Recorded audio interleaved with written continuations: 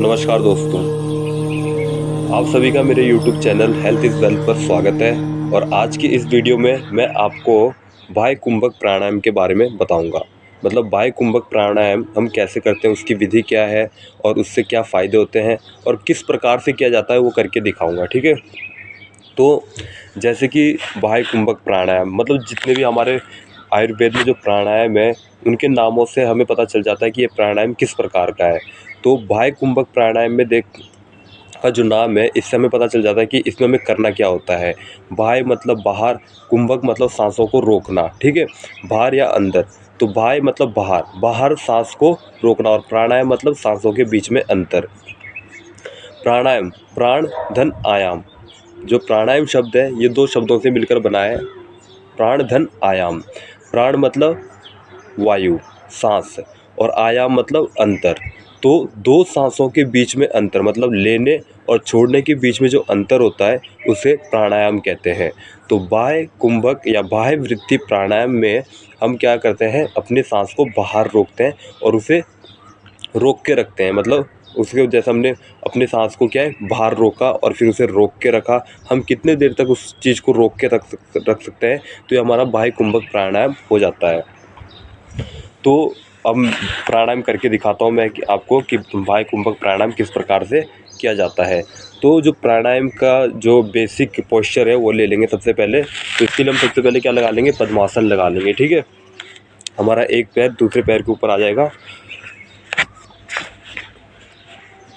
और यदि आप अभी आपसे पद्मासन नहीं लगता है, आप शुरुआती उसमें हो, तो आप क्या है सुखासन में भी बैठ सकते हो और धीरे धीरे पद्मासन लगाने का प्रयास करें। तो हमने क्या है पद्मासन लगा लिया है। दूसरी स्थिति क्या होनी चाहिए कि हमारी जो कमर है वो बिल्कुल सीधी रहनी चाहिए, क्योंकि जब हमारा मेरुदंड सीधा रहता है तो हमारा क्या है मस्तिष्क सक्रिय रहता है, क्योंकि ये सीधा हमारे मस्तिष्क से जुड़ा होता है। ठीक है, तो मेरुदंड हमेशा कभी भी आप बैठते हो तो सीधा ही बैठना चाहिए। ठीक है, बिल्कुल सीधा मेरुदंड रख के बैठना चाहिए। तो देखा होगा कि जो आप तपस्वी होते हैं या योगी होते हैं वो हमेशा क्या है सीधा बैठते हैं। और इसके बाद हम क्या करेंगे कि हाथों को क्या कर लेंगे, ज्ञान मुद्रा में ले लेंगे। अब जो ज्ञान मुद्रा वो किस प्रकार से बनती है कि जो हमारा अंगूठा है वो हमारे क्या है, जो ये अंगूठा ये सीधा रहेगा, और जो हमारी तर्जनी है, तर्जनी मतलब अंगूठे के पास वाली जो उंगली है वो हमारे इसके मूल पर, जो यहाँ से स्टार्टिंग पॉइंट है वहाँ पर इसे पॉइंट कर देंगे, वहाँ पे दबा देंगे। दोनों ही स्थिति में हो जाएगी, बाकी तीनों उंगलियाँ सीधे रहेगी और हथेली ज्ञान मुद्रा में हमेशा आसमान की तरफ रहती है सीधे करके। ठीक है, इसे हम अपने घुटनों पर रख देंगे हाथों को। तो जो ये हमारा प्राणायाम का ये बेसिक पोस्चर अब बन गया है। हम इसी पोस्चर में बैठ के ध्यान भी कर सकते हैं, प्राणायाम भी कर सकते हैं। ठीक है, ध्यान स्थिति और प्राणायाम स्थिति इसे ही कहते हैं। तो हम क्या हो गए तैयार हो गई है, मतलब हम तो किसी भी प्राणायाम को कर सकते हैं। और आज की इस वीडियो में जो प्राणायाम हम करने जा रहे हैं उसका नाम क्या है, बाह्य कुंभक प्राणायाम या बाह्य वृत्ति प्राणायाम। तो बाह्य वृत्ति प्राणायाम मैं आपको करके दिखाऊंगा। इससे पहले इसकी प्रक्रिया बता देता हूँ कि किस प्रकार से बाह्य कुंभक प्राणायाम किया जाता है। तो इसमें हम सबसे पहले क्या करते हैं कि हम अपने पेट से सारी हवा को, सबसे पहले अपने पेट से सारी हवा को बाहर निकाल देंगे। ठीक है, फिर एक लंबी गहरी सांस भरेंगे। ठीक है, अपने पेट में एक लंबी गहरी सांस भरेंगे और उसके बाद क्या करेंगे, उस सांस को पूरे बल के साथ, पूरी जान के साथ बाहर छोड़ देंगे। उस सांस को पूरे बल के साथ बाहर छोड़ देंगे और बाहर छोड़ते हुए अपने नाभि को अंदर की तरफ खींच लेंगे। ठीक है, नाभि को अंदर की तरफ खींचा और यहाँ पर लग जाएगा हमारा जालंधर बंद। जालंधर बंद हमारा लग जाएगा और उसको फिर हम इस तब तक रोक के रखेंगे जब तक कि हम उसे रोक सकते हैं या फिर हमें बेचैनी होना शुरू ना हो जाए। ठीक है, तो यही है कि देखो हमने सांस को बाहर छोड़ा और उसके बाद रोका, तो ये क्या है बाह्य कुंभक प्राणायाम है। फिर वापस आने की स्थिति ये है कि जब अब आपने जालंधर बंद लगा लिया और आप रोकने की कोशिश कर रहे हो और आपसे अब नहीं रुक रहा है, आप इतना ही कर सकते हो, आपकी कैपेसिटी इतनी है, तो आप क्या करोगे, अब जो वापस आने का तरीका है, सबसे पहले क्या करोगे, जालंधर बंद उठाओगे। ऐसे ही नहीं सांस छोड़ दोगे, सबसे पहले क्या करोगे, अपना जालंधर बंद उठाओगे, फिर धीरे धीरे धीरे धीरे सांस को छोड़ दोगे। धीरे धीरे सांस को बाहर छोड़ दिया है, उसके बाद क्या करोगे, दूसरी आवृत्ति शुरू करने से पहले आप एक स्वस्थ सांस ले लोगे। ठीक है, ये जो प्राणायाम की जो आवृत्तियाँ होती है वो मिनिमम 3 बार होती है, मैक्सिमम 21 बार होती है। तो आप 3-5 बार कितने कितने भी समय कितने 3 या 5 बार कर लो, ठीक है। किसी भी प्राणायाम को, किसी भी एक प्राणायाम को 3 से 5 बार कर लो, तो आपका प्राणायाम क्या हो जाएगा, आप मतलब सही है वो आप कर सकते हो इतना। तो इस प्रकार से हम क्या करते हैं, बाह्य कुंभक प्राणायाम करते हैं। तो इस वीडियो में आपको 5 आवृत्तियाँ करके दिखाऊंगा, ठीक है। तो अब बाह्य कुंभक प्राणायाम शुरू करते हैं। मैं अपनी टी शर्ट उतार लेता हूँ ताकि आपको पता चले कि किस प्रकार से प्राणायाम में हमारे जो शरीर की स्थिति किस प्रकार से बन रही है ना।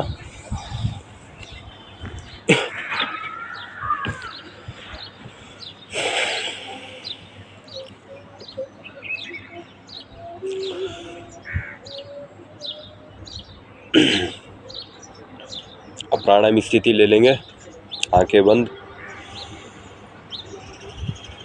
सारी हवा को बाहर छोड़ देंगे पेट से।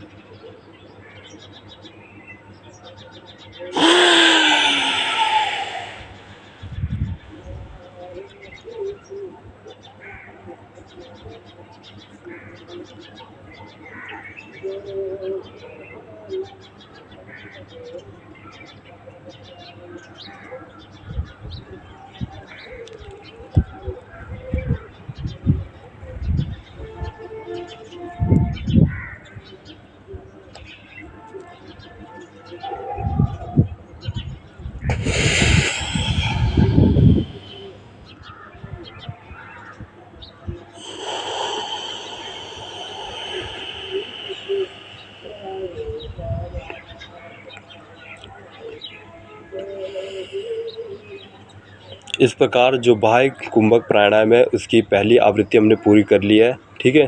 तो आपने देखा कि किस प्रकार मतलब हम बाह्य कुंभक प्राणायाम को करते हैं और किस प्रकार हमारे शरीर की स्थिति इसमें बनती है।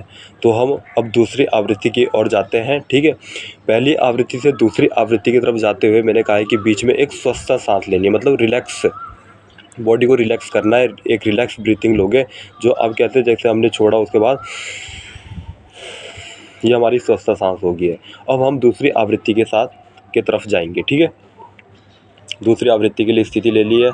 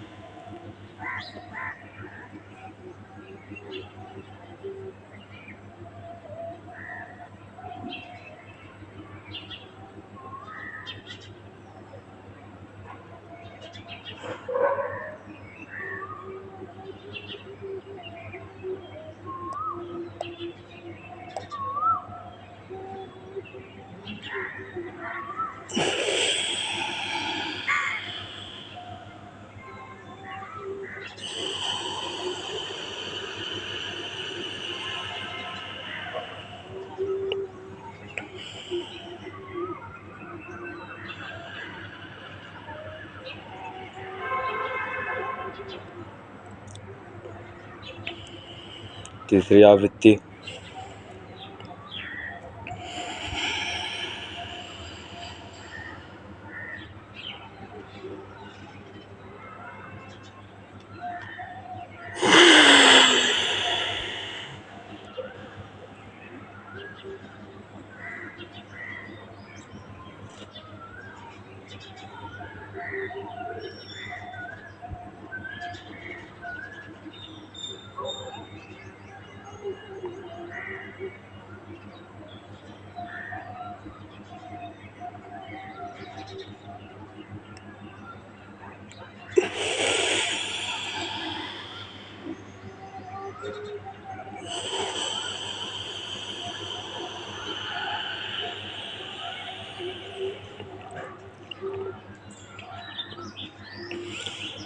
चौथी आवृत्ति।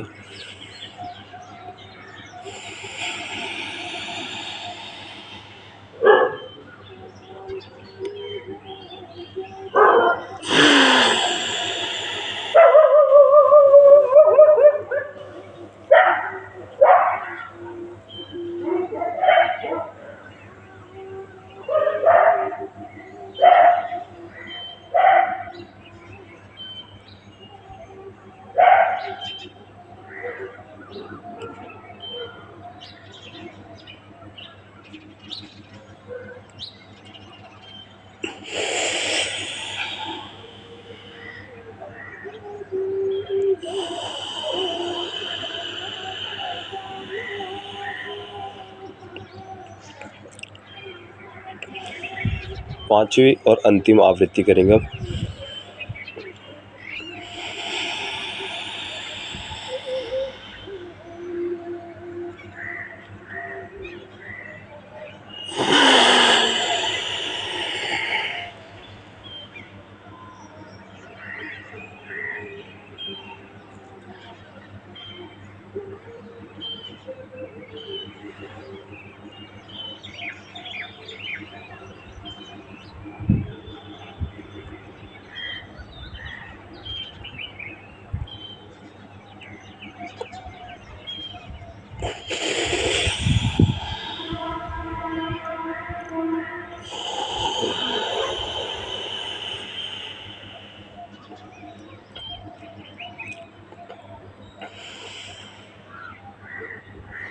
स्वस्थ है।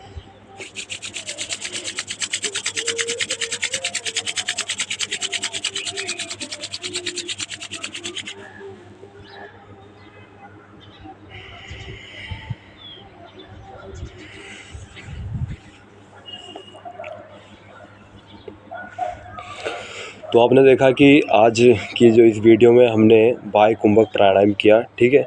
और जब भी हम कोई प्राणायाम करते हैं या ध्यान करते हैं तो उसके बाद जब हमारे मतलब हमारा ध्यान समाप्त हो जाता है या हमारा प्राणायाम समाप्त हो जाता है तो हम स्वस्थ करते हैं। अब स्वस्थ क्या है, स्वस्थ में क्या करते हैं कि हम अपनी हथेलियों को आपस में क्या करते हैं, रब करते हैं, मतलब ठीक है। और अपने मतलब सर के ऊपर ले जाके, क्योंकि यहाँ से पॉजिटिव वाइब्स हमारे सर के ऊपर से उस समय क्या हो रही है, जनरेट हो रही होती है या पॉजिटिव वाइब्स आ रही होती है।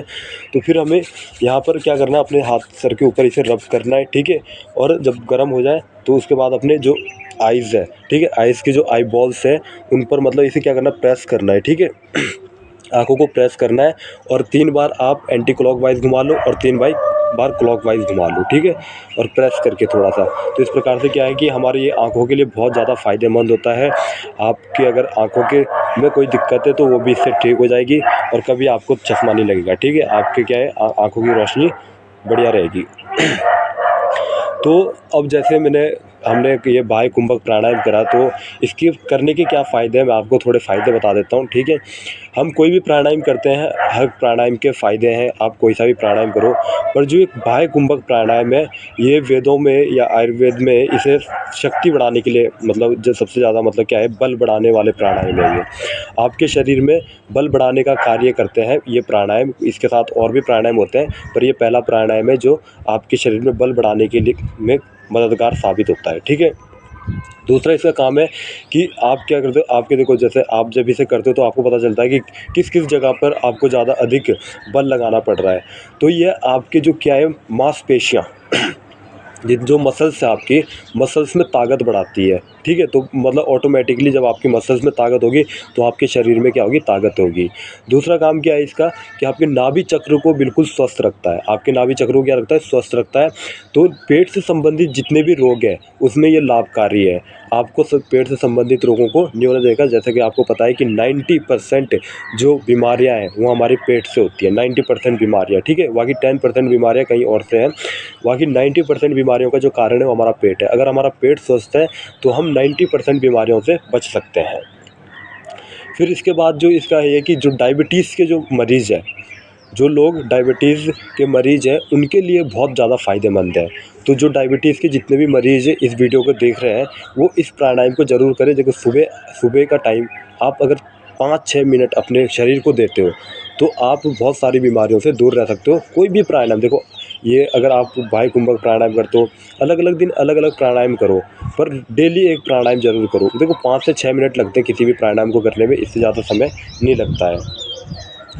और इसमें जो इसका जो दूसरा फ़ायदा है वो क्या है कि जो ब्लड सप्लाई है, ठीक है, रक्त का जो प्रवाह है आपके हर शरीर तक, जो ये कभी हमारे शरीर में इसके कहीं ब्लड ही नहीं पहुंचता है तो आपके शरीर में क्या करता है, जो ब्लड सप्लाई है उसे ये बढ़ाता है। तो इसके फ़ायदे बहुत है। आप करो, एक दिन करके नहीं होगा, मतलब धीरे धीरे होगा।